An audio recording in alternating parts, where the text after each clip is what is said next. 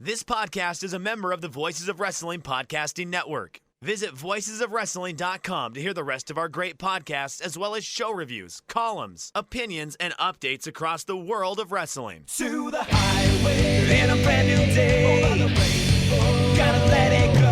So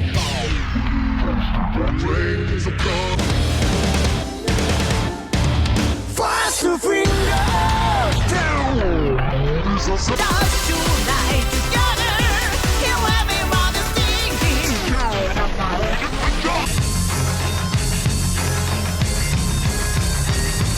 你看到我就怕，头皮发麻，我的手。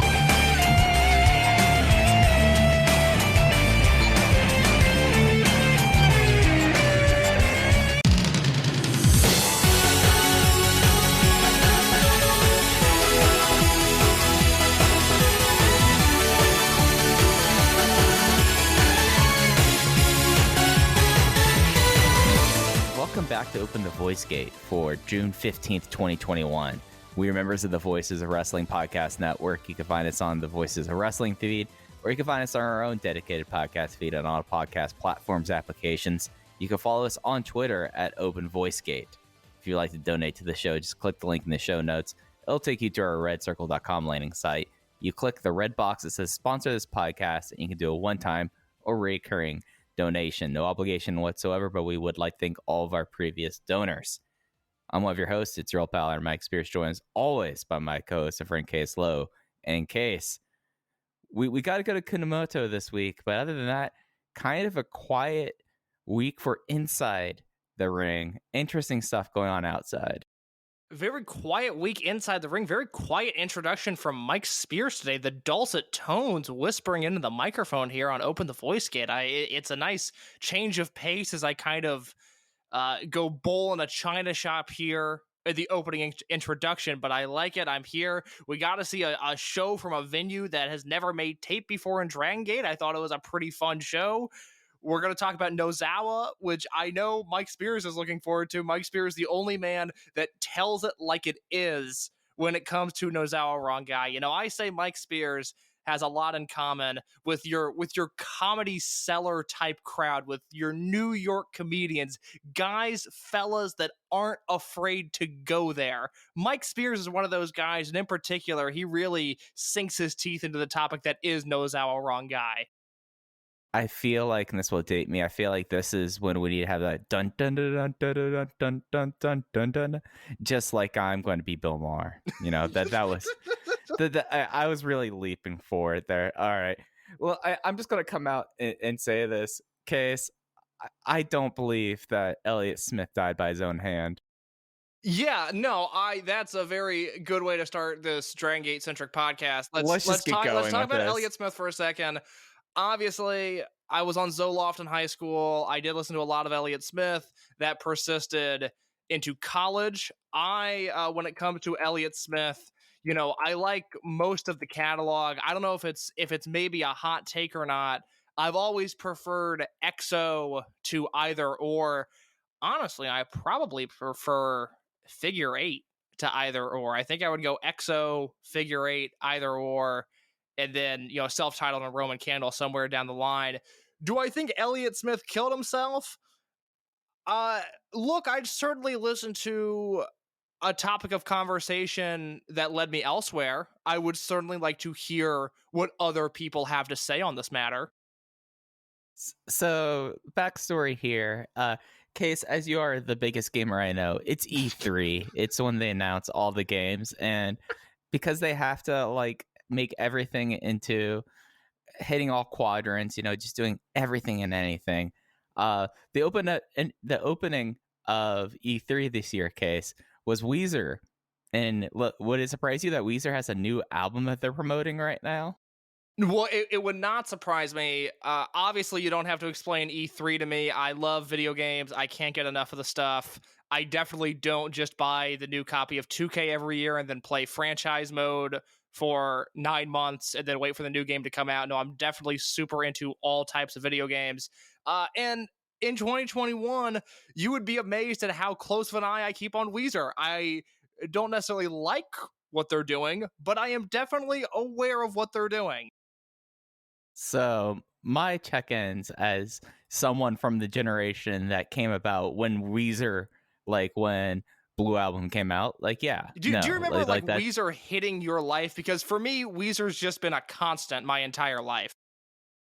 Yeah, you see, like that's like the real generation between the millennials and Zoomers right there. Because so Blue Album, I would have been 8. Of course, it did not come in my life there. However, in high school in the year 2000, what's an album that came out in 2001? That's right, the Green Album. So boy, did I live through Weezer's reemergence. But I can denote my life with being able to say that part of my life was before Weezer and part of my life was in the days of Weezer.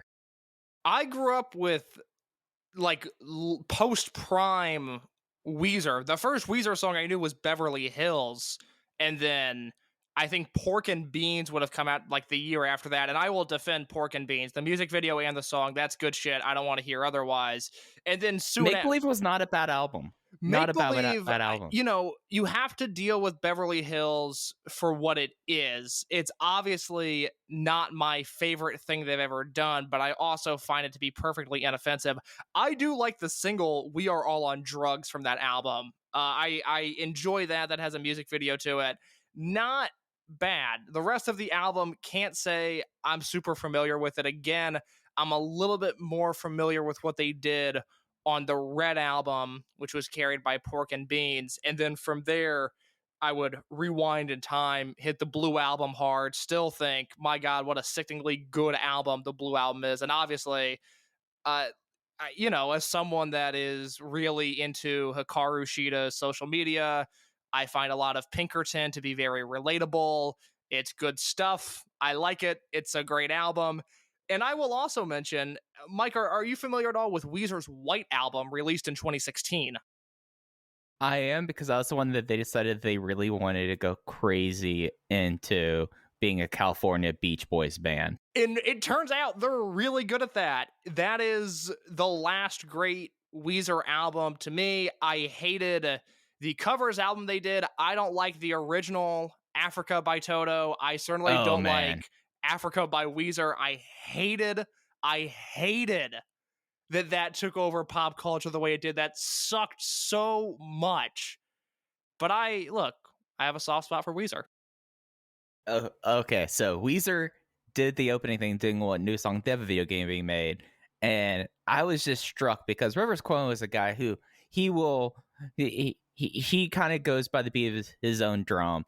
If you're like, hey, Rivers, we need some wacky thing for Weezer's next like Purple album, he's already there. Well, like he's already there. But let me see, Case, have you seen Rivers Cuomo recently? Yes, I have. Again, I'm keeping tabs on Weezer in 2021. Not many people are, but I kind of know what's going on with them.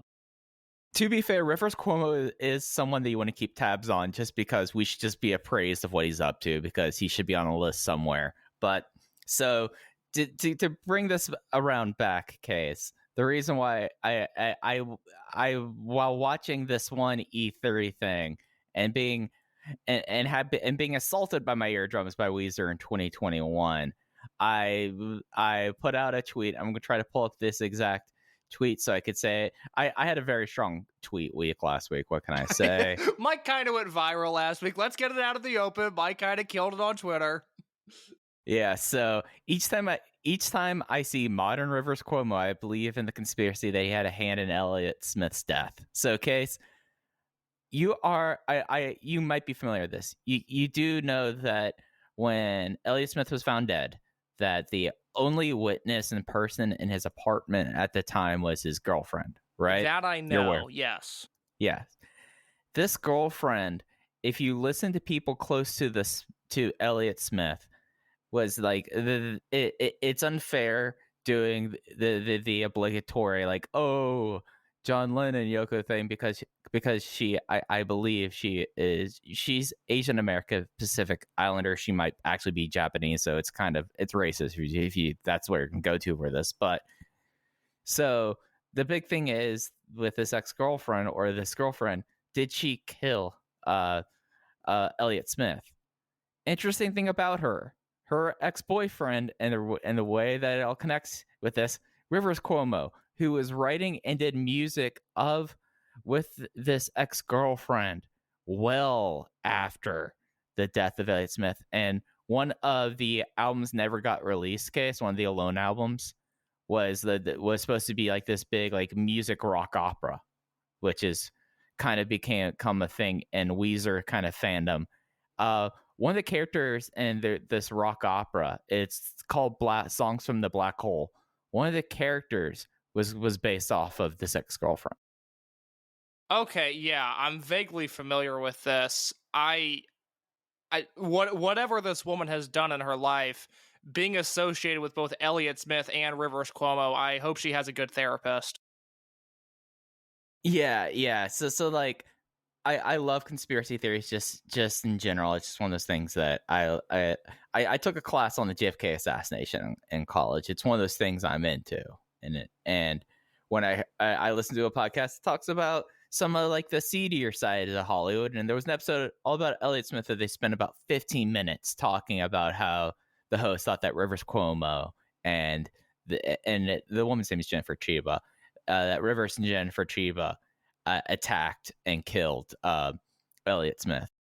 Please tweet at us at Open VoiceGate with your favorite Elliott Smith album. Would love to hear from our listeners on that. Speaking of the Gen Z versus millennials divide, Mike, you are obviously a member of the Voices of Wrestling Slack, and I believe you're at least subscribed to the Jams channel where we discuss music, but you're not super active in there. So I'm curious if you were at all familiar with the woman known as Phoebe Bridgers. I'm aware of Phoebe Bridgers, yes. All right, okay. Would you say you're a fan? Are you familiar with her music? Because her most recent album that she put out basically a year ago, as we're speaking, Punisher, in part a tribute to Elliott Smith, and an album that I would very much recommend. Indie folk and like that kind of music, it doesn't necessarily go for me. But from what I've listened to of Phoebe Bridgers, I've really liked. She is among the art school crowd, and I am now an art school graduate, so perhaps my finger is off the pulse even now with the way... You lose the pulse near immediately as an art school graduate. Yeah, very much so. But I will say, in my 4 years at the art school that I went to, hard to find an artist more universally beloved than Phoebe Bridgers. It seemed like, the punk kids were into her, the art kids were into her, the kids that liked acid were into her, kids that were really depressed were into her. Every archetype you could possibly fill in about an art school, there was one common thread that linked us all together, and that was going, damn, Phoebe Bridgers is really good, isn't she? I mean, that was Vampire Weekend when I was in when I was in college. Okay, yes. Yeah. Vampire Weekend's first record is fucking phenomenal. I'll drop an F-bomb there and say Vampire Weekend, their first album is fucking phenomenal. I largely tune out after that. Yeah, you're better off. I mean, Vampire Weekend and Contra was decent as well, but after a certain point, like Modern Vampires of the City, I can't tell you that if I've listened to either of their 2013 or 2020 or their 2019 stuff. Like, people I listened to like Vampire Critically Weekend and Contra. Critically acclaimed. People love them. Speaking of New York rock and roll, I don't know if you saw the pictures of AOC at the Strokes and John Mulaney gig in New York this past weekend, but I'll be damned if that doesn't sound like some fan fiction I would write, or I bump into AOC at a Strokes and John Mulaney gig and hit her with, hey, you come here often? And then all of a sudden, working class power in the streets, working class power elsewhere. Good to talk to you, Mike Spears. This is the Open the Voice Gate podcast. As I'm just like groaning, going like, all right. Case has hit coastal elite in rapid pace after college. Less than 2 weeks, and he's already just losing his mind. Now he's going to be talking about sweet greens next. I apologize to all of our non-coastal listeners. I apologize to all of our listeners. So I guess we should get into this show, okay? Yeah, I guess the issue is this Genki Horiguchi homecoming show that we're about to talk about. A good show. Unfortunately, not great, and also not bad. Just a very palatable 2-hour 5-match card where at the end of it I went, that was a show. There were 5 matches. What am I going to talk about with Mike? Yeah. So we knew this was coming. We had a feeling this was coming back on the schedule. So like, oh, it's a homecoming show. Usually there's something to kind of sink our teeth into. They really didn't have anything here with the Genki Horiguchi homecoming show. They didn't have like the idea of the fabled Nara homecoming shows for Naruki Doi, or the idea that this is the farewell to Masato Yoshino. So didn't really have that there. And we were left with 5 average to very good matches, and probably like the one Dragongate show of recent vintage I'd say is absolutely skippable. Yeah, I mean, there's a few notes on here. I think Kota Umeda, who was in the opener, I thought he was interesting. There was stuff I liked on the show. Again, very easy watch, and I thought the main event was encroaching on being a notebook match. I didn't end up going there, but yeah, there's some stuff that I would not deem essential on this show. Yeah. So let's just start from the opener and go from there. The opener had Kota Umeda teaming with UT and Yosuke San Maria versus Don Fuji, Ryo Saito, and Benkei. Benkei got the win on Maria with the spear in 13 minutes and 28 seconds, which was the second longest match on the show. Nothing with actually, no, the semi-main event went 14. So nothing around the show except for the main event went above 15 minutes. Let me ask you first, what did you think of the way this venue looked on camera? The, what was the name of this venue? The Kunamoto Castle Hall. What do you think about this? Oh, I didn't know this was a castle hall. I didn't know this was like Osaka Joe. Okay. I thought it looked fine they must have, when they did the show with Loop and Matsutani a couple of years back, they must have gone to it must have been a different building in Kunamoto, because I thought this one looked cool. I mean, it had it all set up the way I like, where the hard cam can see both entranceways, and the crowd was really engaged. So, I mean, those were two things there. It looked like it was a smaller venue. I would say that's like my big takeaway is it was dark and it seemed smaller than their usual venues. Yeah, 210 was the attendance here. I don't know to what capacity restrictions this venue had. I'll say, though, thought it looked great on camera. Much more aesthetically pleasing than the Hokkaido venue they've been running. I thought it looked on the same level as where they're running in Fukuoka now. So I was a little surprised that we haven't seen this venue taped in some capacity before, just because I thought it looked really nice. It almost looked like wrestling in a black box theater, which can sound like an insult, but I thought it looked really good here. Yeah, no, that's a good way of putting it, because it was all attention on the ring. It was just like kind of a nice setup there. Kunamoto. It makes sense why it doesn't, because this is actually on Kyushu Island case. Has a population of 700,000 people. My goodness. So kind of small place, but yeah, no, it had like a nice vibe to it. It did kind of like, do you remember like the times like when they would not have any of the around lights on at Star Lanes, and you just have the spotlight on the ring and then like the entrance lights? Yeah, that's what kind of reminded me of. Yeah, that's a that good point. Yeah, and I like this opener. Kota Umeda is a guy that I obviously wish he was wrestling more. I have down. I would like to see him and Benkei on some sleazy, godforsaken produce show have a singles match. Like, take whatever J stage is and then just bring down the prestige and the luster to an extreme degree. Like, I want something lower and sleazier than J stage. I don't think you could run in Shinkaba first ring with this promotion. I think you have to run that basement venue. And that, Basement Monster. Yeah, which is a great looking venue when it's not a pandemic, because that place is so small. There's literally no way to social distance and have a wrestling ring in that building. But throw Benkei and Umeda in there, and I think you've got a hot little singles match, because I like their chemistry a lot. This was just a good opener for Benkei, because I liked what he was doing with Umeda. They traded strikes well, and then he and Maria had the exact type of finishing stretch that you would want, with Maria getting a few near falls on Benkei, and then Benkei spearing her basically out of her boots for the win. Yeah, I thought Benkei looked awesome here. I thought Umeda had a nice open. I thought Umeda looked like, that's always kind of the thing, is seeing if the outsider looks out of place. I thought Umeda looked good. But yeah, no, this absolutely was kind of the Ben show.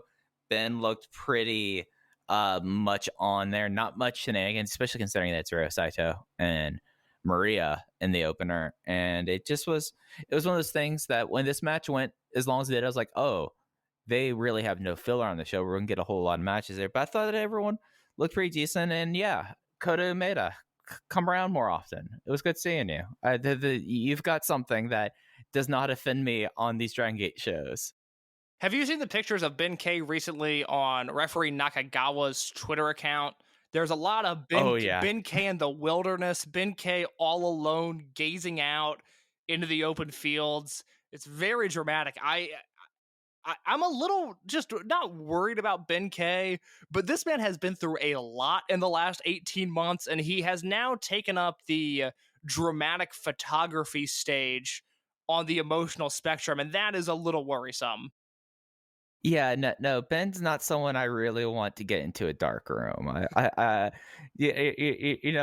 don't see him necessarily as a musically inclined person. So. No, not exactly the Elliott Smith type, Ben K. Not exactly the art school type. No. Imagine if he showed up on art school albums.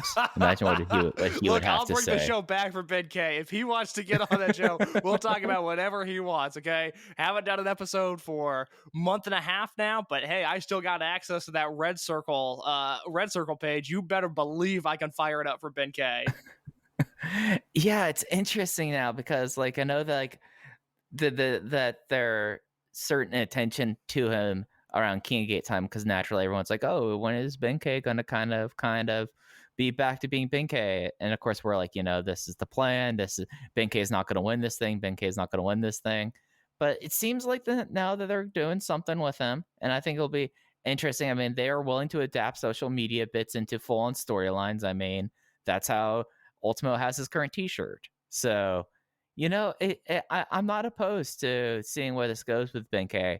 But it's also something that it's just like I'm not counting on this guy to necessarily be here for the emotional gravitas, No, I would not expect him to really be able to show any other emotion other than anger.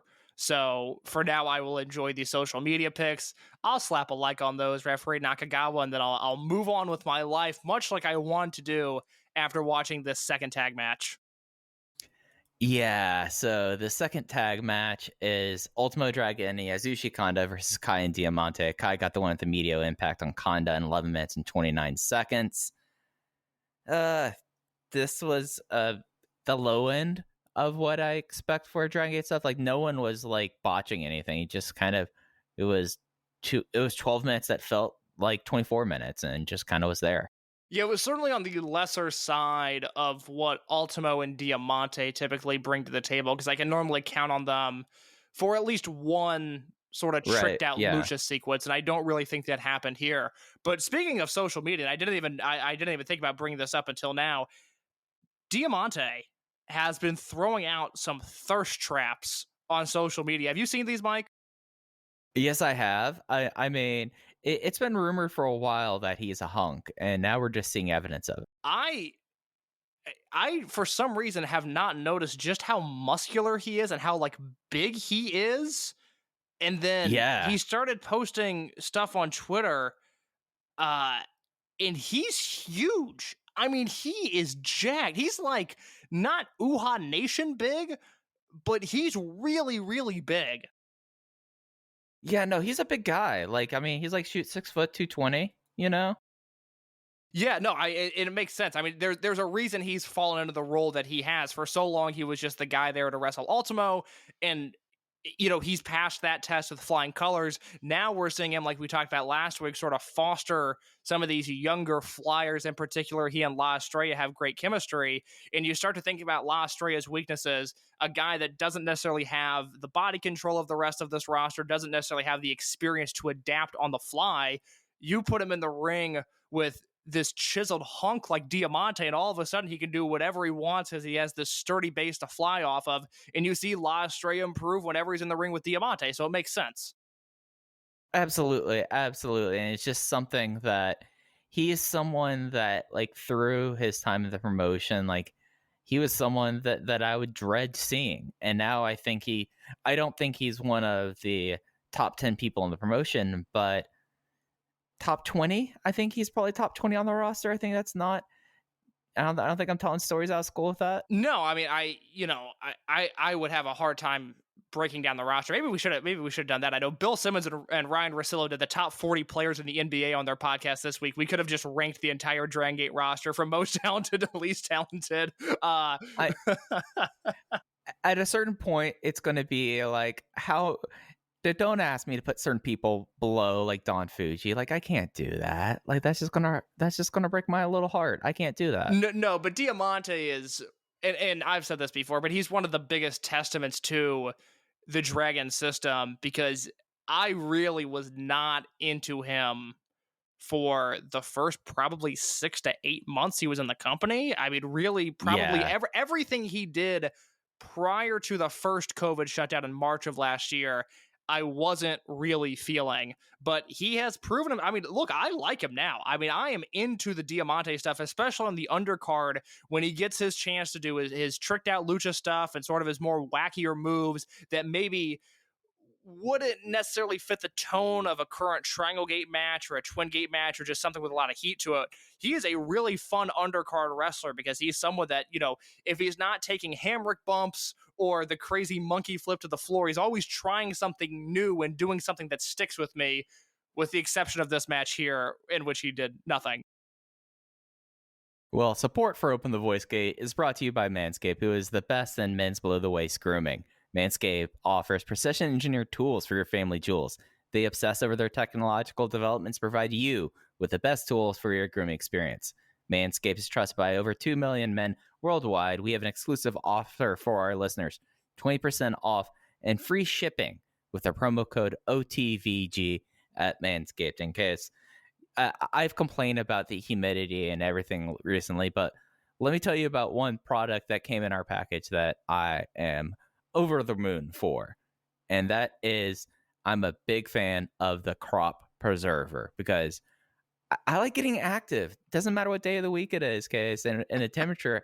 I got to get my steps in. I got to walk pudge. We got to go do some exploring. And let me tell you, usually I would come back exploring feeling like I just want to take a shower and go lay down and hate my life. But I'll tell you this, the crop preserver just it makes sure everything down there is all right. I'm not sweating. I'm not feeling gross. And, I still want to take a shower, but I feel like I'm ready to go on with my day. The crop preserver's unreal. Now, look, obviously, I would recommend, if you're going to listen to Caselo, the young boy Caselo, get the Perfect Package 3.0, and I'll tell you why in just a second. But if you're like, you know what? I have a trusty razor. I trust it down there. That's fine. You would be a fool, though. You would be a fool if you entered the summer months without this crop preserver. It lives up to the hype. It's every bit as ingenious as you would think it would be. I love it. I legitimately use it every day. It has become a part of my skincare routine. It has become a part of my hygiene routine. I am not leaving my studio apartment with no air conditioning until I have applied the crop preserver. Now, Mike Spears, it's almost summer in Chicago. COVID restrictions have been lifted. Illinois hit phase 5 last week, which basically means Wrigley Field is at full capacity and you can actually go back to doing whatever you want. You just have to wear a mask on public transportation. Some people do, some people do not, but everything else is open. And when Illinois opens up, Case Low hits the hinge app. Let me tell you, I was going on some dates last week, Mike. I was going on so many dates last week, Mike, that I canceled a date with someone, not necessarily because I was too busy, but because she was kind of difficult in the planning process, and then I sat on it for like 12 hours. I was like, you know what? I'm good here. I didn't like the way this started. I don't see it getting better. So I hit her with the, hey man, had something come up. I'm so sorry. But I went on some dates last week. And before I went on those dates, let me tell you, Mike, I took the Lawnmower 3.0 and I went to work because I too have been using everything in my Perfect Package 3.0, but the Lawnmower 3.0 in particular has everything I need to keep my boys trimmed, cut-free, and smelling nice down there. And Mike Spears, I had a pretty good week. Let me say so. This is the date report sponsored by Mid-Breath. Hopefully, maybe one day. Is Mid-Breath still a thing, or did they officially shut down? Mid-breath there technically is a thing, but it's part of a What's the Every Time Fitness? What's the purple gym brand? That's Anytime Fitness. Lifetime maybe. What is the purple brand? I thought it was Planet Fitness. I thought of Planet Fitness. Planet Fitness. Yeah. There's one mid breath location, I think, in a Hiroshima area. Anytime Fit. Well, let me close out this Manscaped ad real quick. Obviously, you're going to want to get the Perfect Package 3.0, everything we just talked about, plus boxer briefs that will keep your junk smelling fresh and feeling fresh all day, and a travel shed bag to store all of your grooming goodies. Get 20% off and free shipping with the code, is it OTVG? That's it, OTVG. At manscaped.com. Do that, 20% off and free shipping at manscaped.com with the promo code OTVG. Unlock your confidence like I did this weekend, and always use the right tools for the job with Manscaped. Mike Spears, you want to hear a little date report? Yeah, let's get the date recap here. I went out with the girl last week. Met her on Hinge. That's become my primary mode of meeting people at this point in my life. We met at a park on a Wednesday night because there was no Dynamite this week. So I found myself free on Wednesday night because, of course, I would still put professional wrestling in front of a woman. I would not even question that.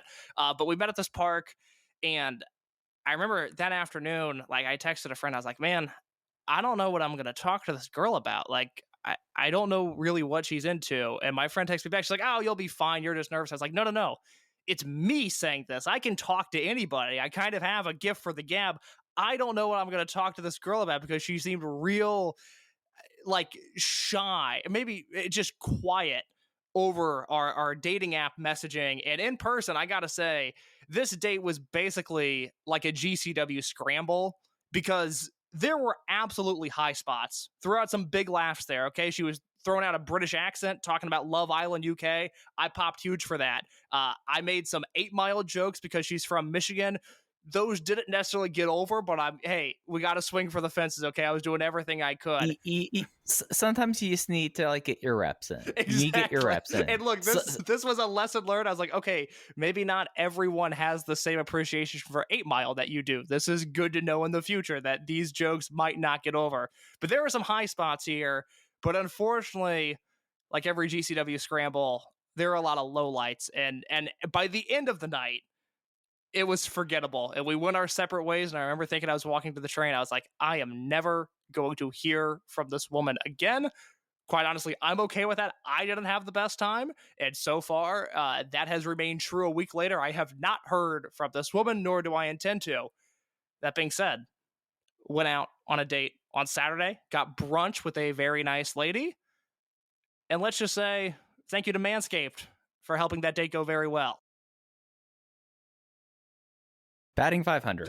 You'd be in the Hall of Fame. Batting 500. Look, I rounded some bases, Mike. I was feeling pretty good. I feel pretty good on Saturday evening, let me tell you.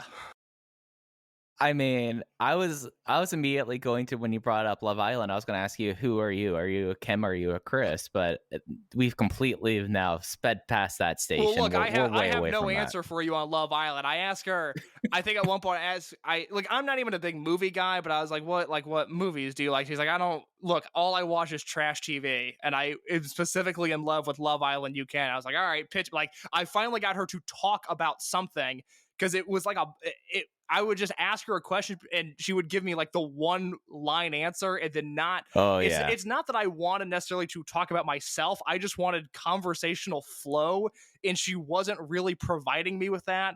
And I was taking some hacks at the plate. I was really just looking for anything that was going to get her excited. And we hit on Love Island UK, and I was like, you have the floor. Go tell me about this. And that was the only time of the night where she looked like she was happy. I mean, Love Island is a tremendous piece of trash. So I respect that. No, God, it's something sometimes, especially with like the apps that like everything seems like it's okay. But as soon as you're in person, you start talking, you realize like, oh, okay, this is it right here. And that's when I understand you practicing the 8 Mile, taking your reps there because, sometimes. So it's and it's clear that both of y'all are like, you know what?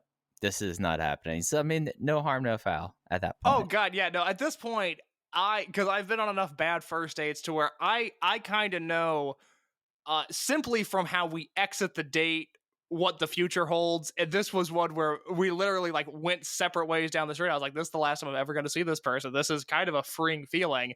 Right before we started recording, I sent a message to somebody that I'm talking to on Hinge, and I sent like a really boring message. I was not proud of what I sent.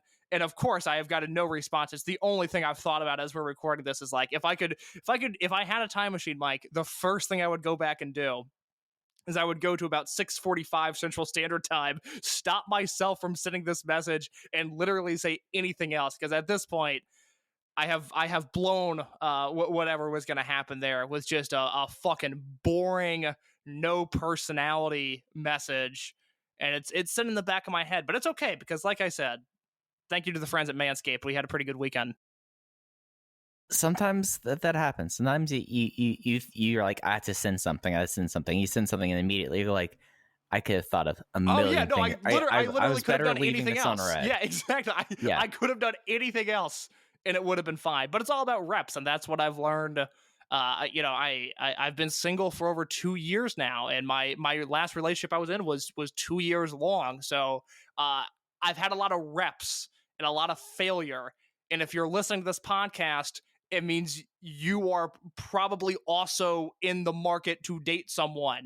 Just get reps. Just go for it and learn how to fail. That's a Chris Gethard theory, is that you need to learn how to fail. And I have failed for a lot of my life, and it feels good. Mike, it feels good when the good guys win one for a change, you know? Yeah, sadly, the good guys did not win match 3 case, as it was RED of BB Hulk and SB Kento versus Jason Lee and Dragon Dia. SB Kento did the low blow inside cradle just under 10 minutes on Dragon Dia. And, you know, this is the first match on the show that I went above 3 stars on. I went 3.25. I thought this was a pretty solid tag match. In both the most literal sense of just watching these two wrestle, but also I think it plays really well into the overall story of both wrestlers. I really like the chemistry that SB Kento and Dragon Dia have with one another. And I think it's interesting that SBK is proving himself to be this really worthwhile base that can work with these flyers, whether it be a Dragon Kid or a Dragon Dia, considering that he's not exactly, we just talked about Diamante and how he's huge. SB Kento is not tall. He's thick, but he's not really incredibly muscular. But he seems to do his best work in this environment, mixing it up with these flyers, given that Dragon Dia is sort of the next generation Dragon Kid, and SB Kento, everything he's been doing with Dragon Kid over the past 6 or 7 months. I focused on those two in this match, and I thought they had great chemistry with one another.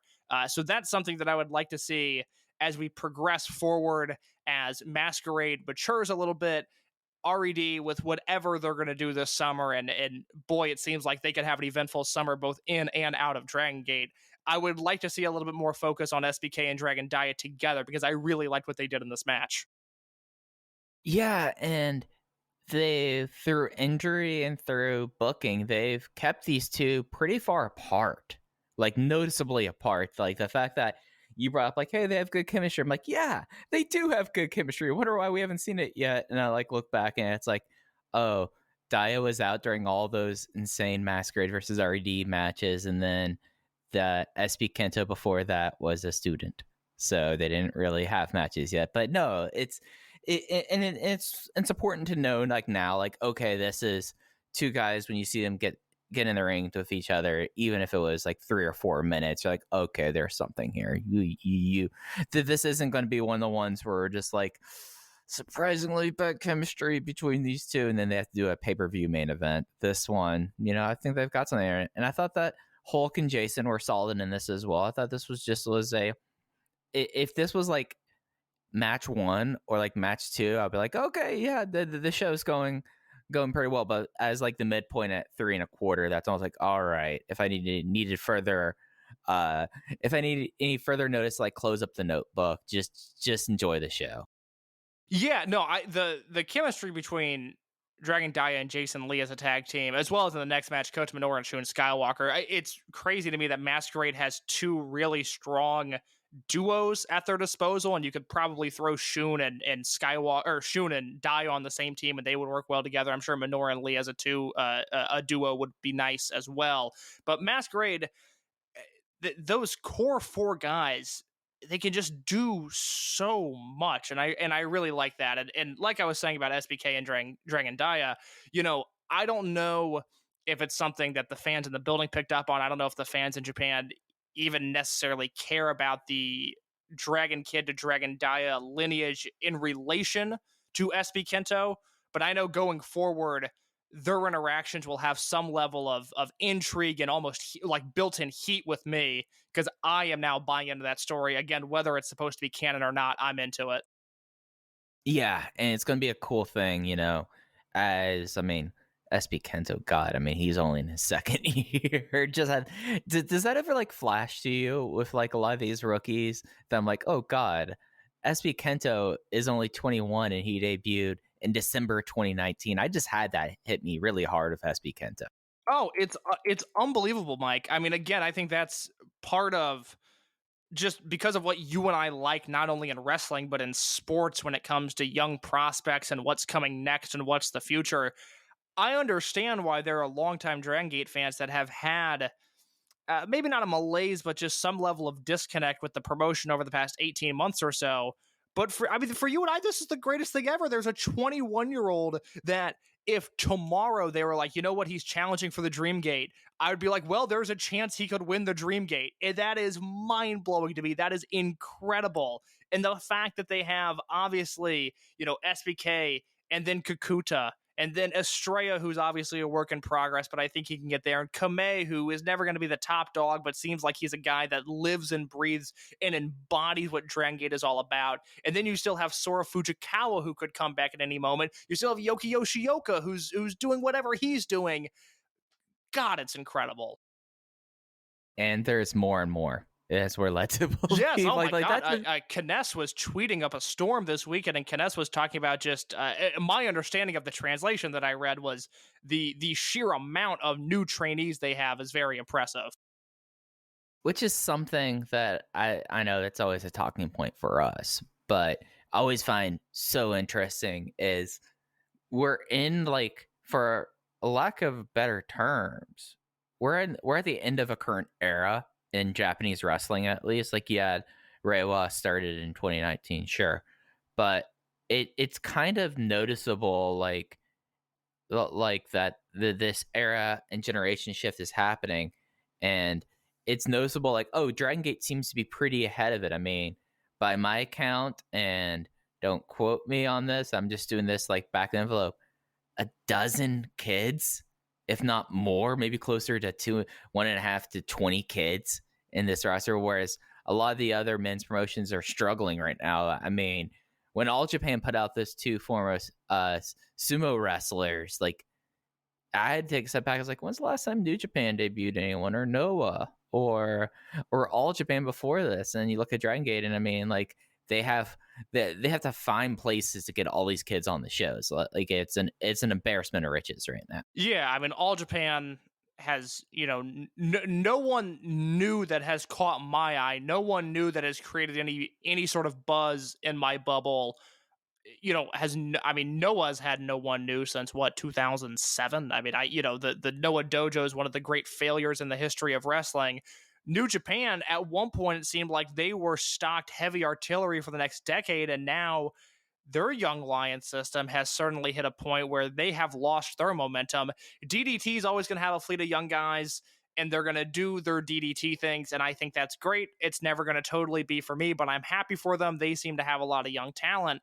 But, again, we're approaching a Kobe World Main Event where you've got KZ, who's in his mid-30s, and Shun Skywalker, who just turned 25.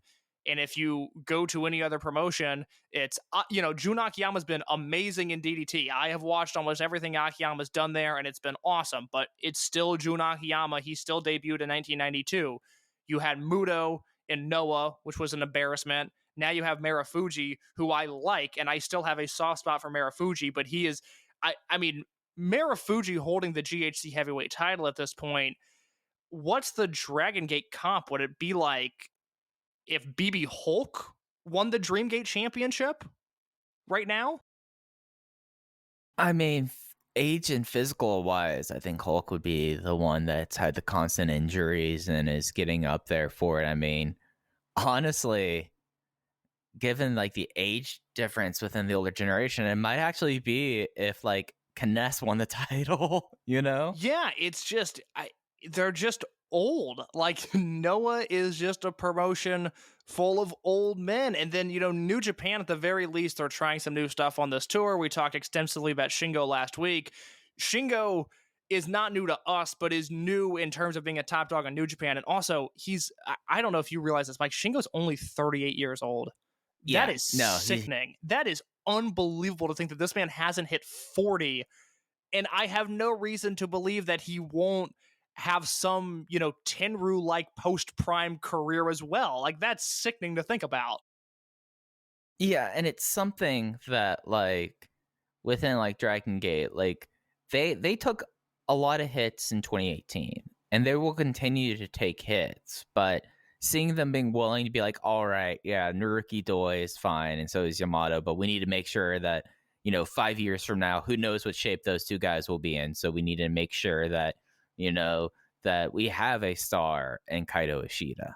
Like it's kind of remarkable there to think about, like the idea that this is the groundwork you do now so that the years that come afterwards are seamless. And I don't think anyone else is doing it to like this level that Dragon Gate does.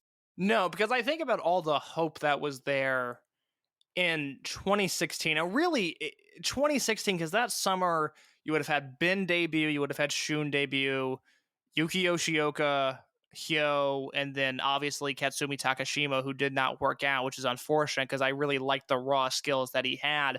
But that was at a time where the promotion was really hot, things felt big, and then you had all of these rookies, plus, Ishida, Yamamura, Lindemann, Eita to some extent, T-Hawk to some extent. And this time period was like, God, they're just going to be unstoppable. And then that house of cards crumbled. I mean, we've talked about it on the show.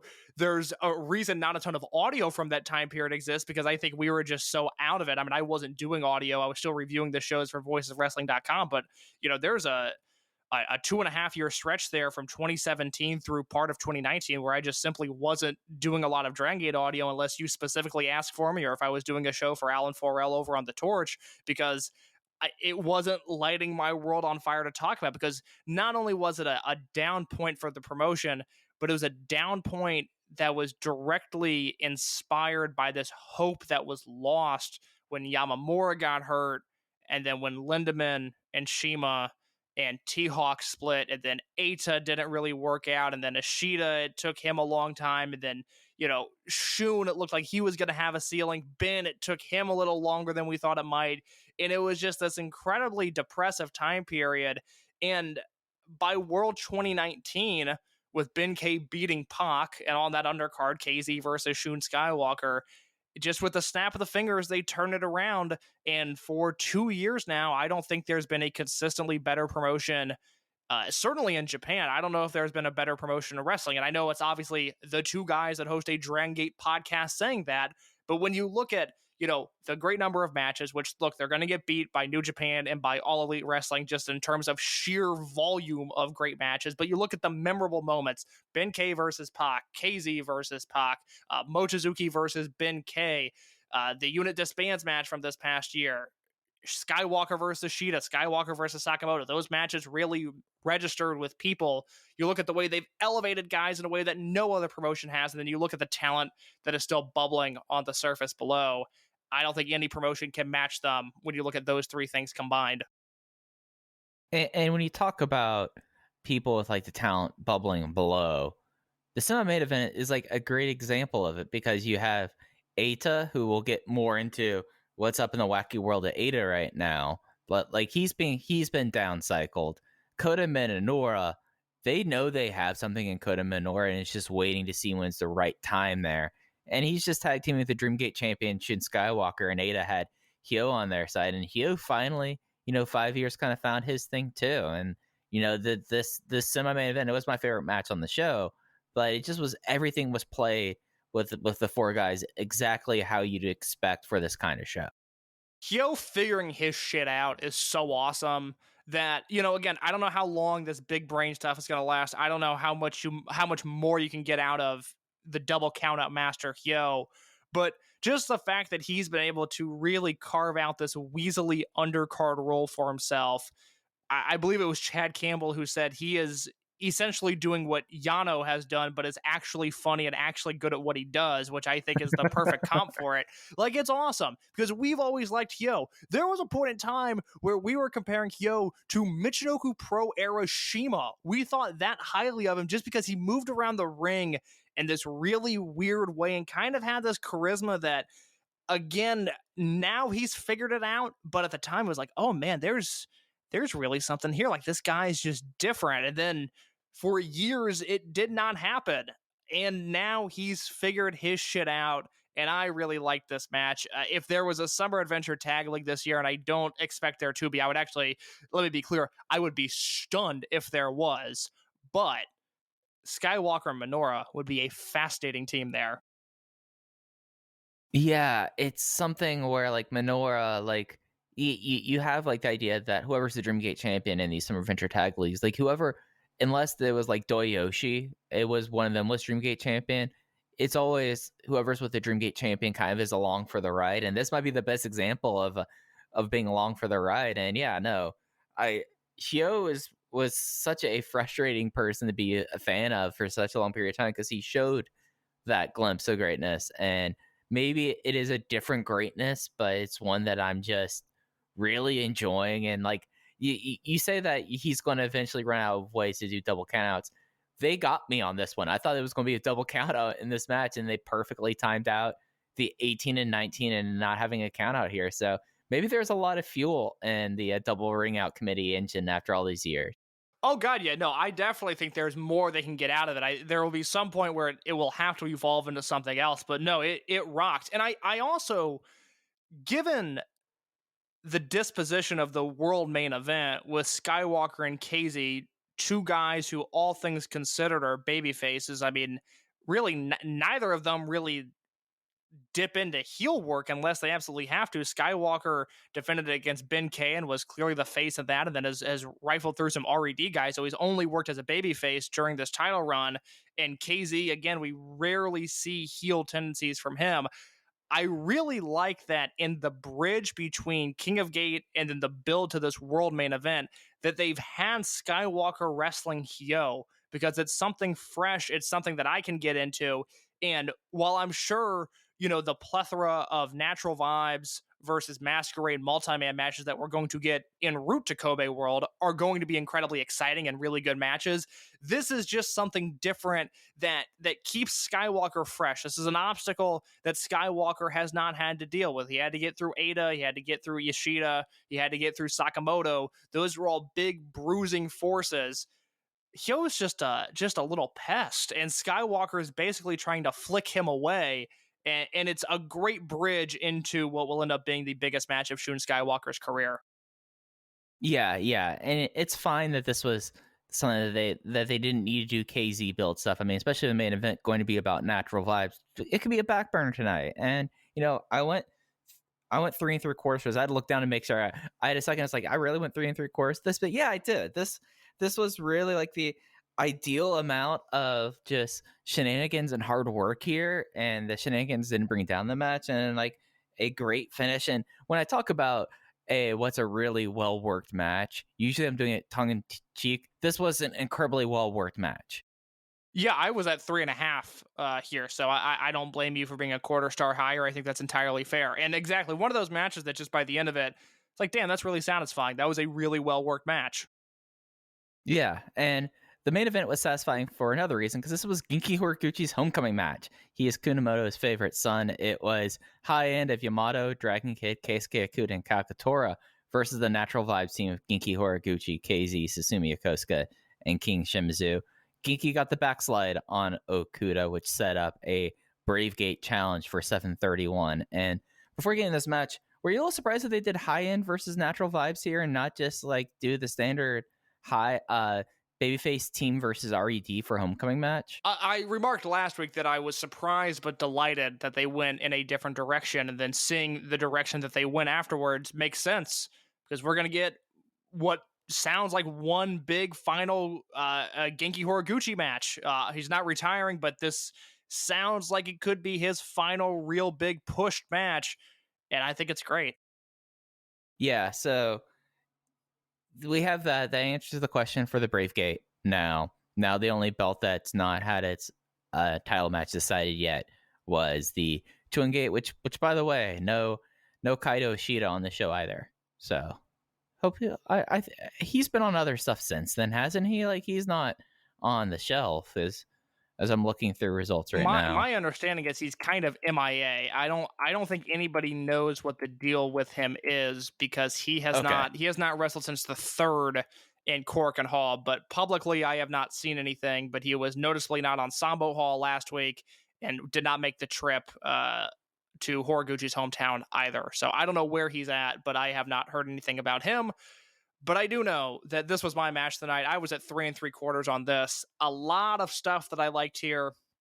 It's a good reminder that Yamato and Shimizu, I love their chemistry. They had a King of Gate finals match in 2016 that I thought was excellent. And King Shimizu here, again, people are going to drag their feet through the mud on this Shimizu thing because they are, I don't know if they're too stubborn to get it. I don't know what the deal is. King Shimizu is a win. And the fact that he had this real serious back and forth, this really hard-hitting interaction with Yamato, I thought was terrific. And then if you want hard-hitting and that's not enough, I was watching this match thinking, how have we not been blessed with a singles match between Okuda and Susumu Yokosuka yet? Because these two went in there and they started clubbing away at each other, and I was just a giant fan of that. And then that all leads to the finish where Okuda's, nailing offense on Genki Horiguchi. Horiguchi's on his last leg. And then he, out of nowhere, hits the backslide from heaven. Okuda kicks out right at 3. They timed that very, very well. And Horiguchi, now on his way to a Bravegate match at Kobe World. They had one singles match on July 5th of last year that was used as a vehicle to further along the Ishida-Okuda storyline that Mike and I raved about all of last year. So this is going to be a big match. Horiguchi, I believe the only time he's wrestled in a Bravegate match at Kobe World was World 2008. It was him representing Real Hazard and MCKZ of World 1. And that would make my, if we were doing, a Dragon Gate comp of just the best matches in history, that one would make my bonus disc, because it is about as fun of a 3 3/4 star match as you can get. Yeah, no, that match rocked. Like that was one of MCKZ's best matches before, the heel turn and all of that. That was a lot of fun there. But yeah, King Shimizu's a star. Like the second that like during Party Anthem and the crowd now, because they know it's going to happen, has you could hear the palpitation go right into him putting the sunglasses on and dancing. He busts out the Alex Wright stuff and the crowd goes crazy. He's over. And he's keeping enough the edge. There's enough big R in there. Just hit fast forward for a minute and a half and get over yourself. I agree. Look, it's a fun gimmick because I like the entrance. I think he's great there. It gives him life, and like I will continue to say, he's one shot put slam away from challenging for the Dreamgate belt, and I think that's tremendous. This was a real fun way to close the show. Like I said, I was at 3 3/4 with this, 3.5 on the semi-main. If you feel like watching stuff from this show, watch the last 2 matches and move on with your life. Yeah. There's not even a random musical performance here. This is like, oh, we got to put something on the network. Well, we're going to Kunamoto for Genki's Homecoming. Let's do that. But that is all that is going to be on the Dragongate network until the 26th. So there will be some programming differences over the next few weeks. Y'all should probably have a feeling what that means going forward. We still only have the 3 title matches for 731. We do not have anything yet for Speed Star Final, but Case, Eita had himself kind of a busy week. Last week it was about Shingo doing something interesting outside of Dragon Gate. Now it's Eita, and Eita becoming friends again with Nosawa Rongai and Noah. Yeah, so Eita showed up on the June 13th, 2021 Noah show from the Noah TV studio. He wrestled a 6-man tag match where he was the surprise 6th man, and he teamed with Akuda Hidaka and Nosawa Rongai against, and Mike, I know you know the Noah Jr. factions very well. He wrestled against Stinger, which consists of Hayata, Seki Yoshioka, and Yuya Susumu. Mike, what can you tell the folks about Yuya Susumu? Well, as I'm looking at Puro Love, he belongs to Freedoms. I can say that much. Yeah, that is about what that is all I knew about him going in. I will say this. For a guy that has worked primarily in Freedoms and is now in this sleazy ass Noah Juniors division, I would be open to watching some more Yuya Susumu. Thought he was actually a nice little wrestler here. I know he wrestled a few times in Dragongate in like 2008 and 2009. I don't know if any of that stuff made tape. If it did, I have not seen it. But I liked myself some Yuya Susumu here. Nice little wrestler. But what we know is that Eita's here. I would assume from this that he has some sort of affiliation with Nozawa. Now, again, if you're going to ask me to break down Noah Jr. booking patterns, you have come to the wrong place, because I'm sure these guys have turned on each other and then rejoined with one another 5 times since we started this podcast. What I do know is that it appears that Eita is going to be sticking around. This is something that, I don't know to what extent he will be, but I do know that he was trending on Twitter in Japan after this match. I know he is in the Noah Junior Rumble on the June 26th Noah show, and Noah's English announcer, Mark Pickering, I can't find the tweet now, but at some point this past week was getting annoyed at fans saying that Eita's appearance was a one-off and that they don't know what they're talking about and that he could be back many more times throughout the year. Yeah, it's something where, at least as someone that, like, I'm not going to pretend to know the ins and outs of Noah and how they are set up right now, but Dragongate usually, like, Noah is probably at this point their longest term continuous relationship, because DDT, there's not much there anymore. All Japan, well, we saw what All Japan did after Susumu lost the title. There's not much there, so pretty much would have to be Noah at this time. And at least when Eita was in Mexico with T-Hawk and UT, yeah, Nosawa was in Mexico at that time, and Nosawa has a rep as someone who looks after people in Mexico. So yeah, no, the Eita Nozawa partnership makes total sense. Given Eita's affinity for Mexico, Nozawa's affinity for Mexico, that pairing works. So, good for Eita, because like we talked about heading into King of Gate, this is the least amount of focus that's been on him since probably 2017 in the booking. yeah, I mean, it's wild. I will note real quick that, speaking of the English announce team, it was the first time I had heard them on a Noah show, and they knew who Eita was. They knew his qualifications. They seemed to kind of be familiar with his in-ring, but for a guy that was a mystery opponent, I don't know how much. It's Mark Pickering, that I don't know the other guy's name that he does it with. It's too... I'm blanking on his name, and I apologize. Stewart something or other, I believe. I apologize. I should remember. My memory's bad. They knew enough for Eita's debut, and I don't know how much they're tipped off ahead of time. I don't know if they knew Eita was coming out or not, but they knew enough to pass that test for me. They came across credible in describing what Eita had done, describing Eita's credibility, basically. And then they went out there and they had the 6-man tag match that was fine. I don't really think it's essential viewing. We've talked extensively over the past few months about how if Jason Lee was imported into any junior division, he would immediately be the best junior. Well, I got news for you. One match into his Noah career, and Eita is far and away the most talented man in this juniors division. But this gives him a place to sleaze it up. And more importantly, and this is a talking point that I will steal straight from Alan Forel, I thought he hit this straight on the head the moment after Eita debuted. My guess is we will see some Noah affiliation at Kobe World this year, because that is right out of the Dragongate textbook. Yeah, I wouldn't be surprised. And Nosawa's done a lot of stuff in Dragongate. Yeah, too. look, if Nosawa's teaming with some RED faction, it wouldn't shock me at all. It wouldn't shock me if we're getting some, and this is pure speculation, but some pairing of Eita Nozawa versus Mochizuki and Yoshida. Maybe they try to do an IMS Alliance thing versus Nozawa's people. I don't know.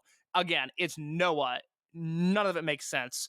All I know is that Eita fits into this division pretty well. And if this gives him something to do, if this gives him a chance to do something a little bit more mainstream, I think that's great. Because, like I said, one match in, he is the star of this division from a charisma standpoint, from an in-ring standpoint.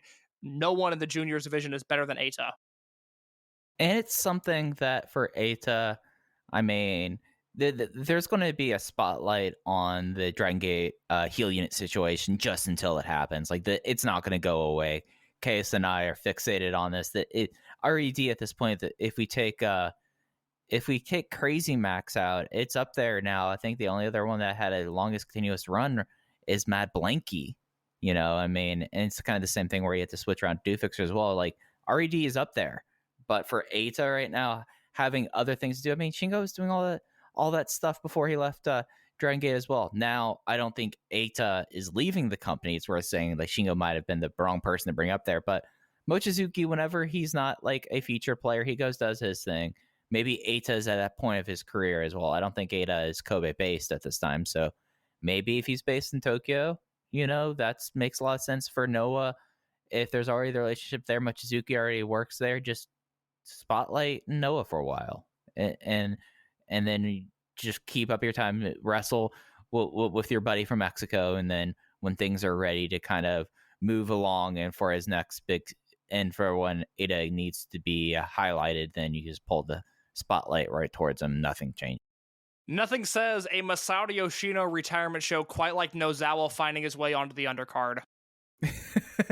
I mean, think about all the friends that need to be invited there. Nozawa has to be near the top of the list. You would think. And then, you know, Nozawa's +1 becomes a +6, and he sneaks in Mil Mascaras and Dos Caras can make his return to Kobe World. I was thinking about Dos Caras today because Kobe World 2006, Shingo pops back into Japan. He was on excursion at the time. He pops back into Japan and wrestles Yoshie, who I've never enjoyed, and they have a bad match. I know some people like it. I do not like that match. And then Hulk, BB Hulk, a young, handsome, spry BB Hulk, wrestles the old, rigid, broken down Dos Caras on the undercard of that show. And I actually find that match to be kind of charming because Dos Caras goes for a tope suicida at some point, and it is not the dive that you see in wrestling now of like a flying shove. This was a classic old man lucha suicida, and the crown of his head crashes so hard into the chin of BB Hulk, and Gaora has this beautiful slow motion replay of it where Hulk gets his shit rocked by this old ass luchador. And I have always had a soft spot for that match because of it. But I hope we're not seeing any old luchadors in Kobe this year, with the exception of the honorable old luchador that is Nosawa. I mean, it's something that, hey, if the whole entire Tokyo Current had to make an appearance to bid Masato Yoshino farewell, I'm okay with that. But let's just keep it to that. You know, just keep it to Kobe World. I don't need you to Tokyo Carnival up my monthly Corkin shows. I don't think that's speaking. I don't think I'm telling stories out of school and saying that. No, I mean, if you're alluding to something, I don't know what you're alluding to, other than the fact that I also don't want Nozawa's friends on Dragongate Corkin Hall shows. That would be fucking awful. No. This was not a case stop me before I get in trouble thing. This is not one of those. No, this is just I don't want to watch Nozawa wrestle. Yeah. Would like to be friends with him. Would love to see what doors Nozawa could open for me. If you're hearing this, I take back everything I said, but I don't want to watch you wrestle. But if you team with Eita, it's much more palatable. So I guess Nozawa, as you're listening to this, I think you found a permanent tag team partner. Let's do it. Oh, God, yeah. I mean, that, Eita and Nozawa could do some damage together. That would become a super sleazy tag team that could, rule the GHC Junior Tag League. I'm sure. I don't know if that's happened this year or not. Who fucking knows what they're booking? But again, look, Eita and Noah, to put a bow on this, it's a good addition to the Noah roster in whatever capacity he's working. He gives that division some credibility. He obviously gets a chance to showcase just how good he can be, and it freshens him up because, we've been dealing with heel leader Eita for 3 or 4 years now, and it's not until very recently where your SB Kentos and your Hip Hop Kakutas, and to some extent your Ishidas and your Sakamotos, have become so talented that they've pushed Eita around and they've kind of bumped him off the top of the card. And now we see Eita in a new spot. He's always done great work outside of Dragongate. I'm excited for him here. I hope this works out well. I hope he breathes life into this awful, awful division. You know what's a tag team division that could use Nosawa and Eita? There is a tournament right now, though. It is a mixed team tournament, so maybe they need to wait until they just have like the normal men's tournament. But there is a tag team tournament that just finished actually a couple days ago. Case, are you ready to hear about this tournament? Is this a Noah or is this somewhere else? No, this is not Noah. Let me introduce you to the universe's best mixed tag team tournament held by Secret Base this weekend in Osaka's Okinawa Hall. They had a mixed gender tag team tournament just out of nowhere that they call the universe's best. Okay, who are some of the names here? You got names for me? All right, so the 4 teams that at least made the semifinals. Who knows how long this tournament could have been? Could have been 8 teams, could have been 16, 32, 4, probably 4. Space Galaxy Warrior Andros and Ina versus Ultimate Spider Jr. and Melee. Idea and Haruka Aikawa versus Katsuyori Toy and Deborah K. So none of these names I've ever really heard before.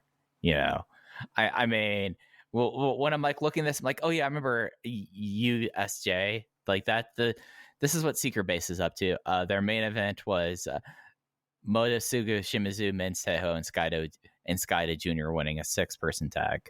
Menseho got the win, by the way. Okay, yeah, no, those tag team names, other than Ultimate Spider Jr., those are not ex-Dragon System guys, nor are they guys I'm familiar with. Not that Ultimate Spider Jr. is... He let me clarify this. Ultimate Spider Jr. is not an ex-Dragon System guy. Let me be clear.